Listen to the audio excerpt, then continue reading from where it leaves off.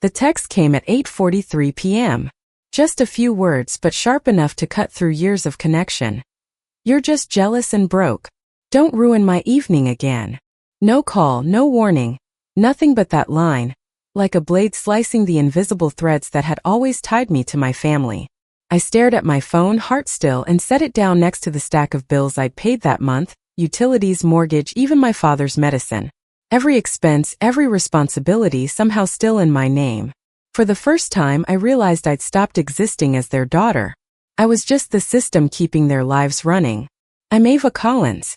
To anyone outside my family, I'm the responsible one, the reliable one, the girl who remembers deadlines, pays the bills, keeps the lights on.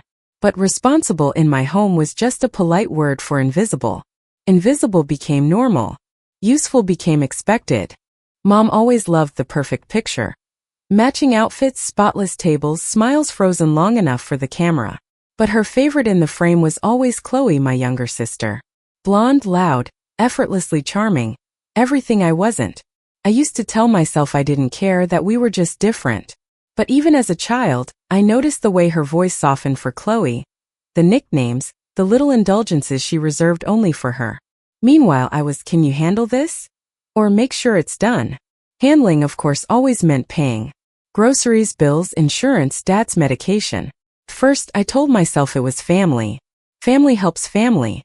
But over time, helping became routine, routine became expectation, and expectation became invisible labor.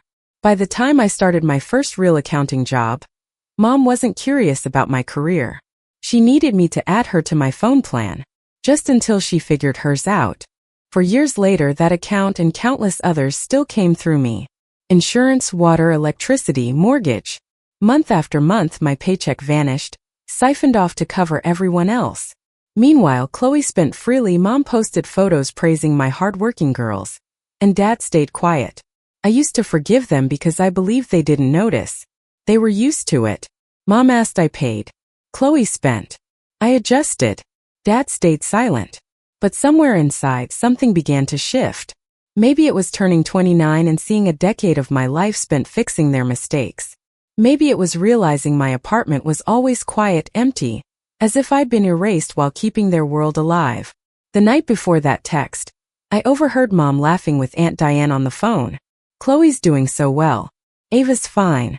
She's always fine. I stood in the doorway, holding the folder of overdue bills I had just paid. Always fine. Not praise. Not affection. Dismissal. The kind that slips past your ears for years until one day it hits like a hammer. And then the text arrived. Jealous. Broke. A verdict more than an insult. But it didn't hurt. It was confirmation. I wasn't a daughter to her. I was the backbone of a life I hadn't chosen to live. The moment of clarity came that week at Mom's birthday dinner. Linen napkins, dim lights, the restaurant she picked herself. Dad waved as I arrived, polite, distant. Chloe, radiant in gold, claimed the spotlight immediately. I sat quietly, nodded politely. Mom's attention was always elsewhere, focused on the performance, the image. When the bill came, the moment I had anticipated all my life arrived. Mom glanced at me, then at Chloe, swirling her wine casually. Who's covering this year? I let the words out carefully. I can if you need me to. But maybe someone else can this time. Silence. Then Chloe's sharp, piercing laugh. You can barely afford that salad. Mom's chuckle followed, light, dismissive. Not you, honey. You're broke. It landed like a physical blow. I felt the heat rise to my face, but I stayed quiet. Chloe grinned as if she had drawn blood on purpose. Dad cleared his throat. Mom kept talking, her card already swiped, my card, of course. No one said thank you. No one even noticed my presence. Later, walking to my car under the harsh fluorescent lights of the gas station, the message came again, buzzing on my phone. Don't ruin my night again. You're just jealous and broke. No period. Just that. The words didn't hurt anymore. They didn't need to. I already knew what they meant. My life had been theirs to control until now. That night I sat in the dark, staring at the folder of receipts, bills, logins. Everything in my name, everything theirs. And for the first time in years I didn't want to fix it. I didn't want to be responsible. I just wanted to breathe. Don't forget to subscribe for more stories like this. And comment below, what would you have done if you were in Ava's shoes? The next morning, my apartment felt different, lighter, yet somehow charged, as if the quiet itself had turned electric. I didn't check my emails or scroll my phone. I sat at the edge of the bed, thinking about last night, the birthday dinner, the laughter, the insults. Chloe's sharp grin, Mom's casual dismissal, they weren't just moments. They were the pattern of a lifetime. And now, for the first time, I didn't want to participate. I booted up my laptop. The glow filled the dark apartment, reflecting in my eyes as I logged into every account I managed. Utilities, mortgage, insurance, credit cards. Every number, every line item, every auto payment, the invisible scaffolding I'd built for years. And for the first time, I saw it all for what it was. Not help, not love, but control disguised as need. Coffee steamed beside me, untouched. My fingers hovered over the first account, the phone plan Mom had piggybacked on for 4 years. I clicked Remove User. The screen asked if I was sure. I didn't hesitate. Click. Confirmation. One by one, I went down the list: electricity, water, mortgage, credit cards. Change passwords. Freeze accounts. Remove authorized users. Each confirmation ding felt like air rushing back into lungs that had been compressed by obligation for a decade. I remembered her words from last night at the table. Don't make a big deal out of money. That line had been meant to shame me, to push me back into compliance. But now it sounded like a confession. Mom had no idea the power she'd handed over to me. Power I was finally ready to claim. By midday, the work was done. Every account I'd carried for years was frozen, locked, stripped of their access. Not in anger, not for revenge, but for liberation. For the first time, I could see my life as mine alone. Meanwhile, across town, the world they knew was starting to unravel. Mom was at her birthday dinner, poised and unaware, when the server set down the check. She reached for her card, confident. Then the decline message appeared. Not once, not twice, but again, each swipe failing. Chloe pulled out her own card, only to be met with the same result. Dad's attempts to calm the situation failed as the manager approached discreetly, whispering, trying not to draw attention. The notifications began rolling in on my phone, texts, calls, voicemails, but I didn't answer. I could picture their panic. Mom's smile faltering, Chloe's confusion turning into frustration, Dad realizing that no one could fix this but the very person they'd overlooked for years. At home, I brewed another cup of coffee, sat by the window, and let the silence wrap around me. The city hummed below, cars passing, distant laughter, a dog barking. The world kept moving. My world had stopped, and it felt right. By Saturday, the storm reached its peak. Mom's messages came fast, desperate. Ava, call me. Something's wrong with the cards. Fix this now. Chloe added her own, sharp and accusatory. You've gone too far. You're making Mom look stupid. I stared at the screen and didn't respond. Not a word. I knew they couldn't touch a thing. Every balance, every payment, every account, they were finally out of reach. And for the first time, the reality of their dependence on me hit them. They had taken for granted the one person who had silently held their lives together, never realizing the quiet power she held. That evening, I went for a walk, letting the cool air fill my lungs. Streetlights glowed through the early spring haze. People passed, laughing, unaware of the silent revolution that had just begun in a quiet apartment across town. Each step I took felt lighter, freer.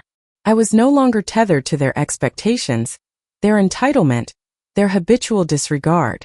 It was in that moment, walking alone but not lonely, that I realized something crucial. I didn't need to yell. I didn't need confrontation. Their shock, their scramble, their realization, that was my voice. That was my statement.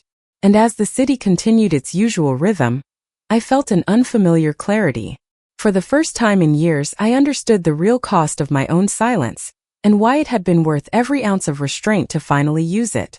And if you're enjoying this story, give it a like, it really helps the channel. Comment below, how would you handle a situation where everyone relied on you without ever noticing?